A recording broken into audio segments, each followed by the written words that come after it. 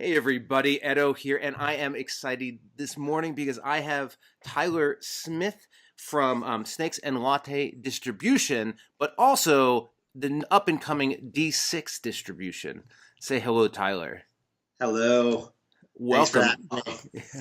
Yeah, well, so and I know it's early there, but we're gonna have some fun this morning. Um, so to start off, why don't you just briefly take us through what you're doing as part of Snakes and Lattes, and if you can give a brief, I mean, a lot of people know what Snakes and Lattes is, but a little brief overview there, and then what their distribution is, and then what D6 is. Yeah, of course. So, Snakes and Lattes, as you know, we have our cafes. We just launched our new one in Phoenix as well. But the distribution side, we focus on distributing casual games to the Canadian retail market. I started doing this about last October, and we've been growing fairly quickly ever since then. But as I mentioned, we have very specific branding around casual gaming and our type of client. And then with D6, that's going to be focusing on, I'd say, more of an indie sales group where I'll be working with strong indie titles and help them get into distribution, similar to what we see with consolidators now, but with a more tailored catalog and a more personal approach with the publishers themselves. And so, I mean, that's really interesting because I've always felt there's a lot of opportunity and space for consolidators right now with this huge influx of product. I work with Impressions, that's now Flat River Group currently, but there's also PSI and a number of others, but or not actually not that many others. But Yeah. when you're so specifically though, the distinction there between a publisher and what you're looking to do is that you're not funding the development of the game. You're not. I mean, you're saying that you're going to be what's that word called when somebody at a museum is A curator? you're gonna cure you're gonna like pick Yeah. particular titles. That's the word I was looking for, that you want to represent, I guess, and then you're gonna be representing those titles and perhaps warehousing them to distribution channels. Is that? Yeah, well, yeah, and there's a few methods that we're going to go about it, but that's exactly right. And as you mentioned, there's what now 3 to 5 thousand new titles that come out a year, and as an indie publisher, how are you supposed to stand out, right? And I know as a distributor myself, buying from individual publishers can get a little tedious, right? So having that consolidator there is a great way to get out there. Um, but for me, like even as a publisher, you mentioned PSI and Impressions. They do a great job of what they do, but it's got to be hard to market and sell 1,000 games, right? Or even get an indie to stick out in there. So Yeah, no, it's super. It's actually a real problem in the industry, and maybe not so much. It depends on what part of the industry you're in, but yeah, without a doubt, if you are a new small creator, um, and there's a small group of those creators who are super interested in like cold calling distributors and cold calling retailers and like spending all that time, but that's a minority of those of that small minority, especially because most of those people are doing the indie route because they just want to make games, not call stores, right? But then, and this has become a progressive problem. I mean, there was a time 5, 6 years ago when I started, even when I started working with Aldo at Impressions, I was sort of like when he was starting to say no to people, but it's been a long time since you could just call him up and get into his group. I mean, basically, he's full up of titles, and I know PSI is even more full up. So the opportunity to find again a rep who's willing to take the distribution, take the connections, get into retail, and do that work. There really aren't that many, and most of them are saying no right now.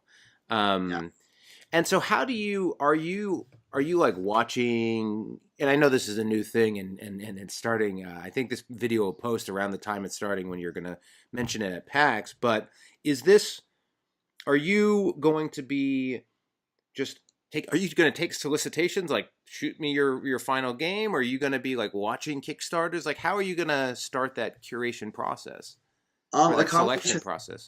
a combination of all of the above as well as conventions. So I've been scouring Kickstarter, reaching out to publishers that way.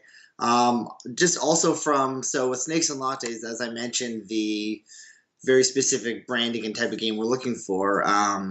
During those conversations I have with publishers, I've had to give hard no's to some really quality games because they don't fit in with the branding. So now during my publisher conversations on the Snake side, if they don't fit that, now I have a new conversation I can have with them. So I don't have to feel like I'm just pushing them aside and not helping them out at all.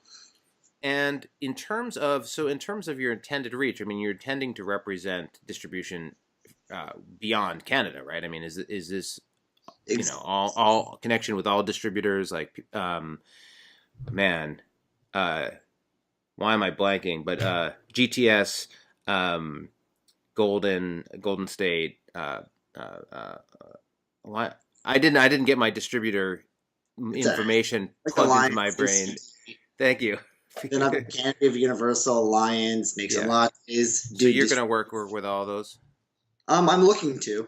Yeah. And then realistically, what's going to help launch that is just make sure I have a solid catalog of quality titles. And then, so in terms of the model, I mean, are you using what I would consider a similar model to the Impressions PSIs, which is a percent of what is the revenue or the money received from distributors, basically, or are you doing a different sort of structure? No, that's exactly right. It's good. I want publishers to see me as kind of like a commission sales representative for their company, right? And it's going to work exactly that in that fashion. They get to choose the price they want to sell at. I'm obviously going to recommend that they sell at 60% off MSRP to distributors, but that's completely up to them. And then I'll be looking at roughly 15% of that, which makes up between 5 to 6% of MSRP. Right. And actually, you might initially, for some people watching, that might seem like a high number, but it's not. It's actually comparable, if not lower, than other competitors or soon to be competitors. But it does sound, I mean, I don't want to use the word boutique or boutique. This is early, man. But I mean, it doesn't sound like you're looking to represent 100 titles, right? It sounds like you're going to have a slate each season or each period of time that you're trying to bring to market. Do you have a sense of like what scale you're going for? It's funny. You mentioned 100 titles. That is my, let's say, 3-year plan. By 3 years, I want to be able to scale up to 100, but that's where I want to max out. I want to, because 100 titles, so right now at Snakes, I'm dealing with 76, and I'm able to market all of them without any issues. And I believe I can do that with up to 100 titles and still be able to give the service I need to give. Yeah, I mean, it's certainly in terms of when we work with Impressions, that there's the marketing and distribution sides, but then there's also the client management and the reporting, and then all the things you need to do to make sure that payments and things like that. Right? There's all the minutia of running the business part of it. Exactly.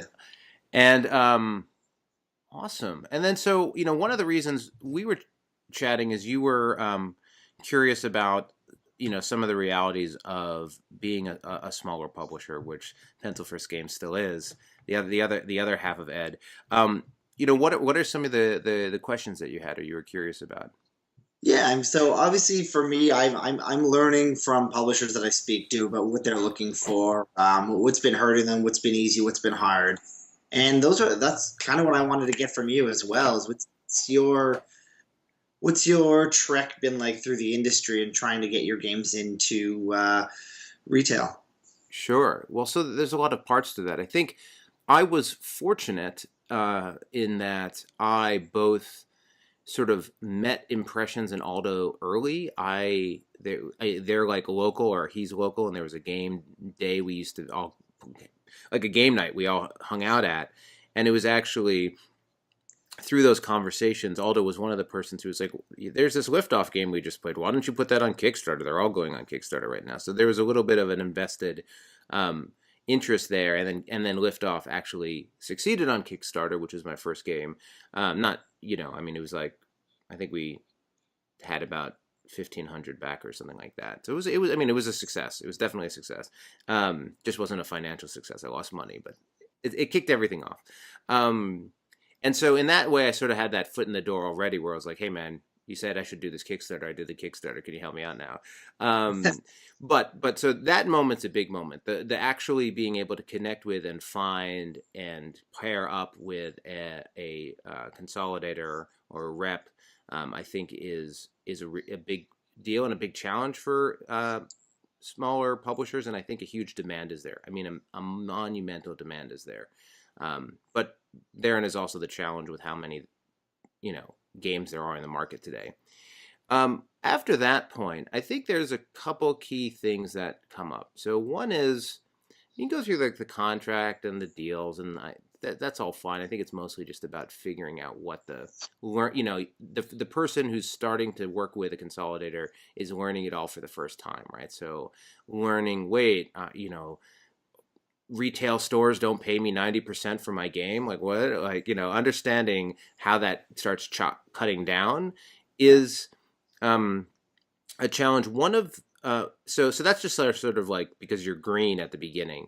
The real things that come up as challenges for me are one, and I think this is true for big publishers who are working directly with distributors, but judging demand is like super hard, both in terms of judging demand for your initial print run and what's reasonable and how many titles you can move. And Aldo, he's still this way. He's like super conservative. He's like, I can guarantee I'll move 400 copies of your game.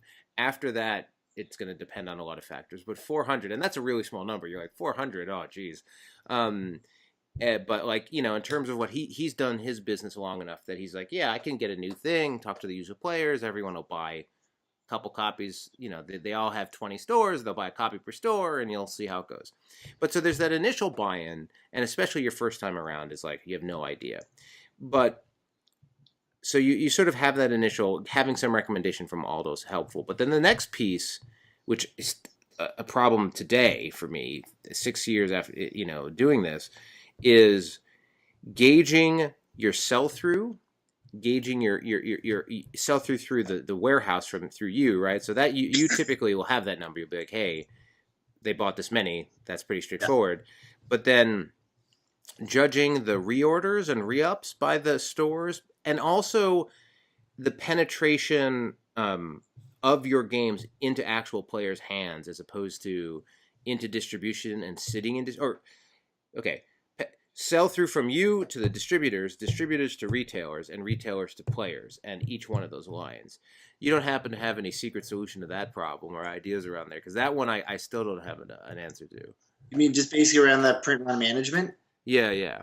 Yeah, well, one thing I'm going to be working on is I definitely want to get pre-orders going with distributors, at least to give a publisher an idea of what to expect from, for instance, distribution in the U.S. and Canada.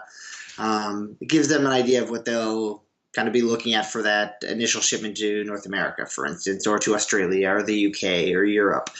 And then from there, let them decide. So they're going to have their own channels that they'll be selling through, generally through their website or Amazon. So they'll need to get some extra units for that. And I feel like that'll give us a good idea of where they should be at. And with any luck, hopefully we'll have to do a print run sooner rather than later because of better sales. But yeah. And as a publisher, right, it's just timing that second print run, deciding there's the timing of it, which usually is if you need it, you need it, right? But like it then you get to that point is like, well, is it 1,000 more units? Is it 2,000 more units? Do I take a loan, and is it 10,000 more units? I think another interesting opportunity for you and how you're doing this is, and I want to say this correctly and politely. So Impressions and PSI have brands, and they are who they are, but because of the volume that they move, I think that ultimately, I suspect they are seeing it to some degree as a curator, and that's why Aldo can promise 400 copies, but they're not in a situation where I think, like, if you curated to the point where you spoke to distributors and you could basically be like, I only pick up games that I know are going to do well in your stores, that kind of idea, and you develop enough of a cloud, and this is going to sort of have to come through the titles you pick and how well you do and all those things that are in front of you. I could imagine a situation in a curated, limited selection where they're like, you start, not that you are a publisher, but you start having that little bit like, oh, well, we know D6 games do really well in stores, so I don't need to know as much about what that D6 game is. I know D6 has a good selection criteria, so we always sell out 12 copies of our D6 games, and then you are able to sort of, you gotta, there's a real balance there. But like, if you can maintain that, that might help you basically build some demand for the products you're bringing into the pipe. See, and that's the goal. Instead of having the catalog where 20% of the titles are big sellers, I want to have a smaller catalog where it's 80% of the titles are sellers, and the other 20 might be some games that need to be built up a bit more, but have that potential to be sellers. Yeah, and and even the best games that have the most promise sometimes don't work out, right? Oh, it's a lot of good games that slip through the cracks, right? Yeah, yeah, for sure. So back to your original question. That's one big part. As you said, um, sort of copy management and pipeline management. But the next one, which comes up, is really that nuts and bolts business side on reporting and how you're planning. Like, do you have a platform in mind for um, basically client management in terms of how many copies are still in the warehouse, how much revenue they've earned, that kind of thing? Yeah, that's actually being developed right now. It's supposed to be ready by PAX according to my developer. Let's hope he's still on track. But yeah, and even the catalog itself, there's a complete online kind of like what I consider a distribution marketplace that's going to be set up. So if a distributor is so inclined, they can actually go online. They can either search by publisher or they can just see the full catalog of games. They can put their cart together and order from there. The other option they always can do is if they want to manually send it in, I can quickly upload that for them. But on the publisher side, they have full reporting around what's happening with their SKUs, how much is left in stock, and I'll be working with them to keep them up to date on, hey, guess what? This we have left in stock. It's time to do another print run or get things going. Yeah, so an inventory management system or dashboard, as well as payment dashboard, those types of things go a long way, especially when you have multiple titles at different stages of their life. It makes a big difference. It wasn't as big of a deal when I just had my first game, but now that I have like a slate, if you will, of games, it's a much bigger deal to have that sort of at my fingertips sort of visibility in terms of sort of like how you'd be thinking about if you had a fulfillment center or somebody with that kind of dashboard. So that number one. Number two, I think the next thing that comes up, which is another place I'd be curious to know your thoughts, is, and this might be a little different because you're trying to have a smaller set of clients, right? But the part around marketing to distributors and marketing to retailers, right? So as a big publisher has their retailer plan and has their programs and is talking, so they have a customer plan, they have a retailer plan, they have a distributor plan, right? And Yeah. like most indie guys who come in, or gals who come in now, basically only have a customer Kickstarter brand, and actually those aren't even necessarily those are, like, in some ways by definition not the people buying at retail, right? Yeah. It's a very different channel, and so there's this huge gap when it comes to the standard bread and butter retail line. And so how, as a publisher, how and when it's appropriate to retail to market to customers, I could sort of figure that out, but how to connect and promote and sort of improve the relationships with retailers is really important, and with distributors. When you're, at least this is more of a situation with Impressions, Flat River, I assume PSI to some degree, like they are repping so many titles that even though they're repping you and you're in their catalog, like it still doesn't hurt for you to like have a relationship with the distributors, go to their demo days, provide them with materials.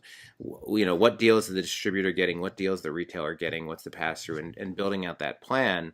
I mean, do you have a sense on how you're gonna sort of help your clients work through that, navigate that process? Yeah, so I'm obviously going to let them know what that. But you mentioned pricing plan. What that standard breakdown usually is the 40% of MSRP to distributors, generally selling to retailers at 50.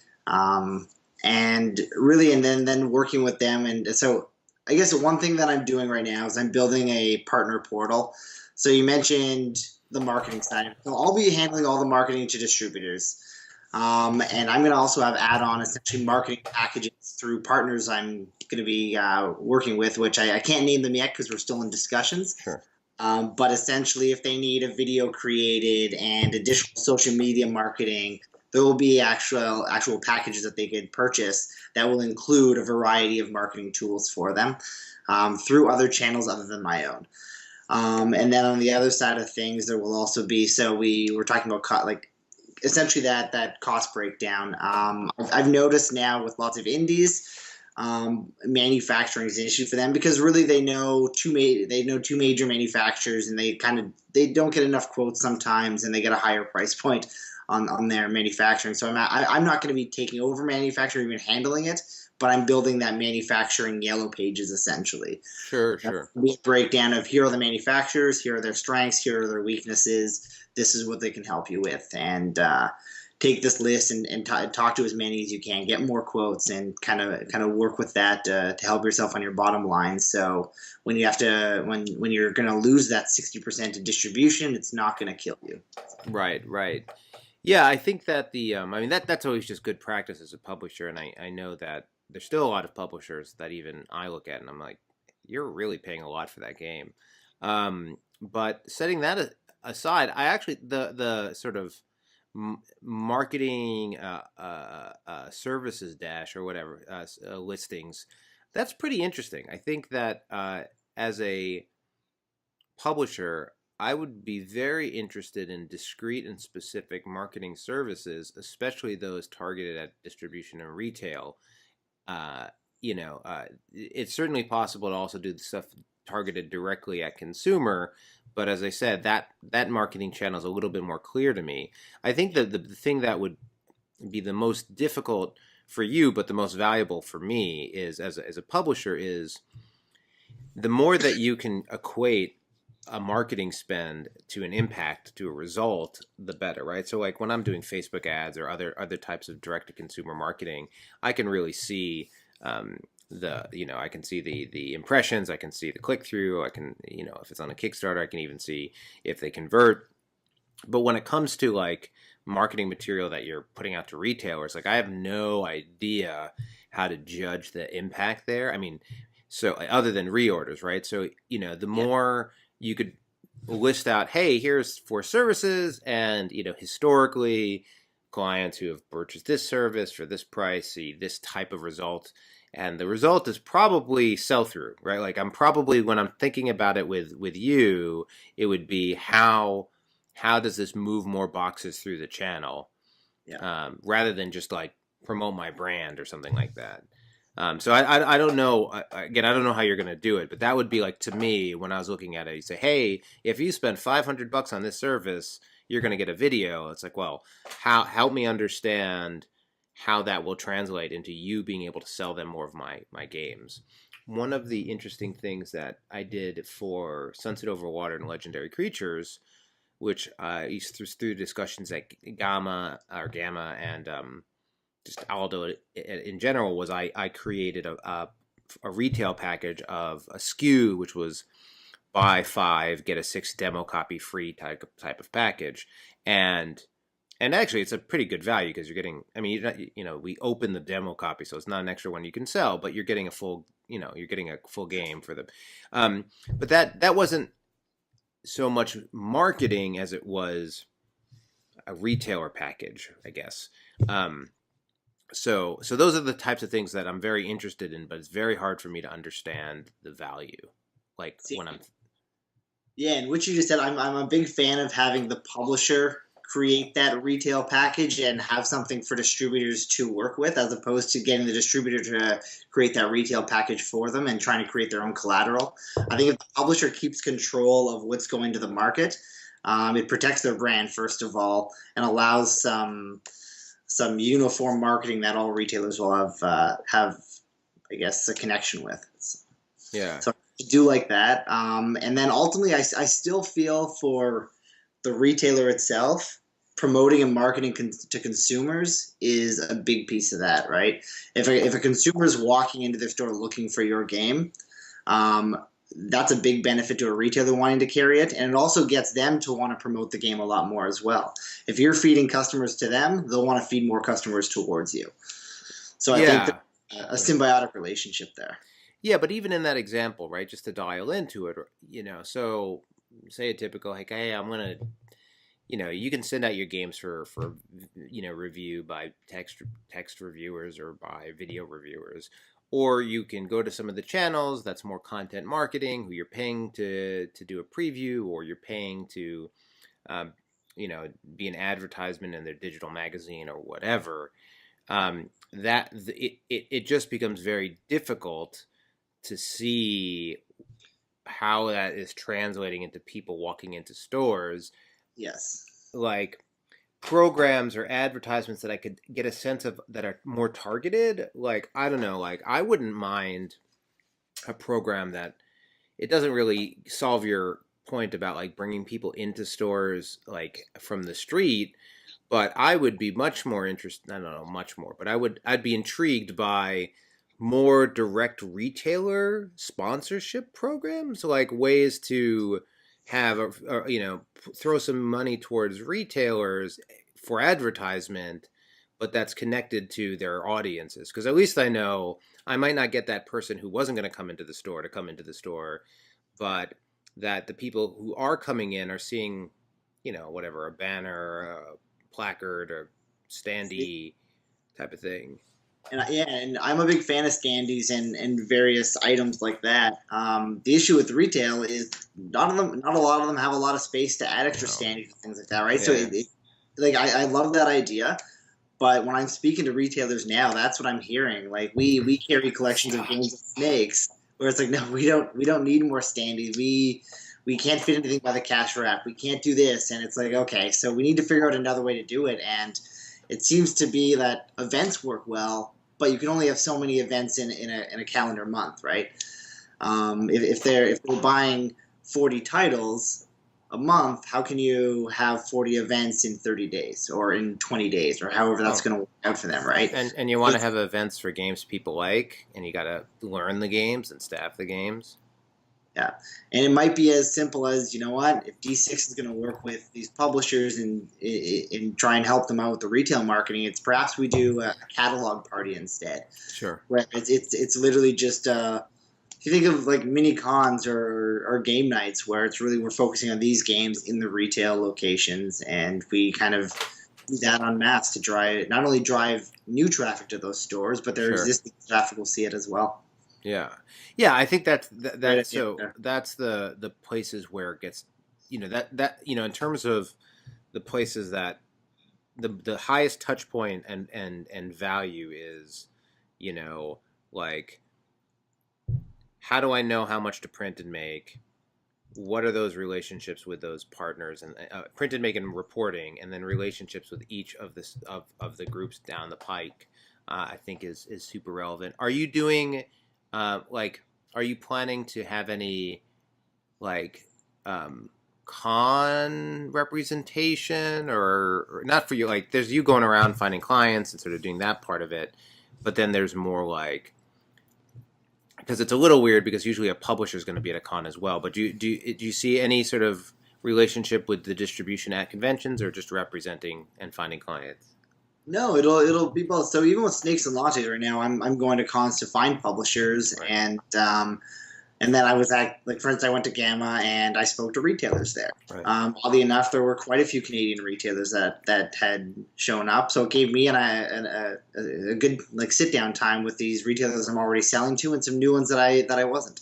Right. And for D6, I want to do the same. I want to be at cons to represent D6 as a consolidator or an indie sales group, however we want to word that, and also talk to publishers. Right. Cool. All right. Well, I mean, so did you have any other questions, or did we circle through them? I guess that was pretty good. I'm like I said, you kind of answered all those questions that are kind of everything that I'm looking for. You got out there, which I'm happy about. And really for me, I'm just interested in a publisher's story. Right. you learn a lot from just having a conversation like this. And for sure. And so, and again, in terms of right now, I mean, is it the case that you want people to be like soliciting to you, or is it more like you're just going to be moving around? Like, do you want to like give your contact information with people looking for a way to get into distribution and retail, or for now, are you more focused on discovering the things that you feel right and your key? So I will never say no to having a conversation with a publisher. Right. Like we said, there are a lot of good games that fall through the cracks because no one sees them or they don't get the chance to be discovered, right? So I don't want to miss that opportunity. So I'm always excited to have a conversation with a new publisher. And talking to me, it can go either way. It can go to D6, or if it fits in with that casual game, they have an avenue with Canadian distribution. So yeah, I'm not afraid to have that conversation. Well, okay. So having said that, if somebody has sat through this conversation and is a publisher looking for some indie publisher looking for some representation, or even just to get into the Canadian distribution market, what's the best way for them to reach you? There's two ways. So if it's Canadian distribution you're looking for, they have Tyler at snakesandlattes.com they can reach out at. If they want more sales help trying to like reach out as a whole and expand their brand, I'll say globally right now, but really in North America, Australia, the UK, I can work with them through D6, and that's Tyler at D6Dist. That's D6Dist.com. So Awesome. D, and yeah, that's perfect. Cool. Well, thanks for being on. Thanks everyone for watching. It's always a challenge as a small publisher to navigate this space, so it's good to have champions. So very much appreciated from the collective. But I'll talk with you more later. Perfect. Thanks so much, and I hope to hear from some new publishers. Thanks, everyone. Awesome. Bye. All right, bye.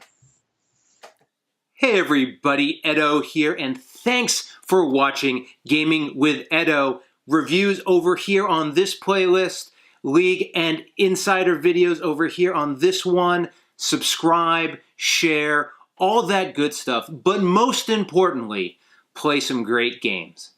Thanks. Bye.